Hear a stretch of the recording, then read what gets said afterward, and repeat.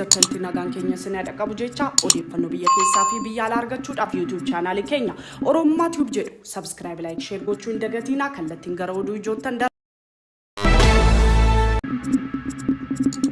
Waajaalalleessaa moodela Qaanani addunyaa shakkamee ji'a lamaa oliidhaa kan ture artiist Andu'aalam Gosaa kibxata waxabajjii 10 bara 2025 hidhaarra gadhiifamuusaa miidiyaaleen gabaasan. Kun akkuma jiru ta'ee abbaan Qaananii obbo Addunyaa hidhaatti ba'uusaa miidiyuumarra dhageenye. Qaananii lammaffaa ajjeesan dhiigaas dhugaas hin arganne jechuun sagalee gaddaan dubbatan. Gabaasni kan BBCti.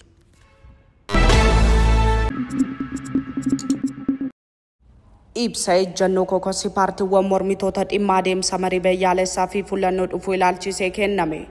Kookasiin paartiiwwan mormitoota Itoophiyaa Kookasi jedhamee waamamu labsii hundeeffama komishinii marii biyyaalessaa irratti fooyya'insoota murteessoo fi gaaffiiwwan gumii waluu paartiiwwan siyaasaa Itoophiyaatiin dhiyaatan dhiibuu isaatiin hundeeffame. Ibsichi komishinii marii biyyaalessaa haala sirrii fi seera qabeessa hin taane muudamuu fi hojii isaa walabaa hin gaggeessuu dhabuu isaa ibseera. Gaaffii fi yaada mormitoota fudhachuu didee jechuun komishinii amantaa dhaabsisaa ta'uu isaa eeraniiru.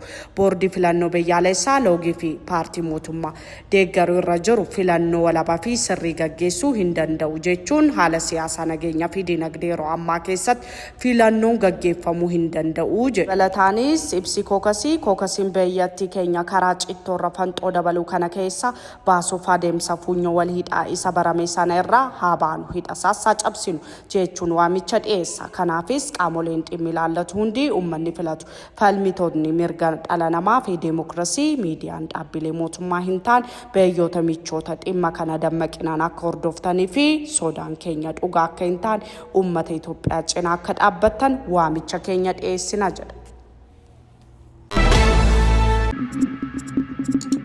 Abajjii 10 bara 2025 humnoonni Isreal lobboo namoota 17 galaafatan gargaarsa Ameerikaa deeggaramu argachuuf gara bakka gargaarsa magaalaa Gaazaatti wayita deeman kun kan ta'e. Kun akkuma jiru ta'ee waan kana wal qabatee ogeessonni mirga namummaa waldaa mootummoota gamtoomanis rakkoo guddina barnoota Gaazaatti mudate akka balaaleffatan ibsaniiru.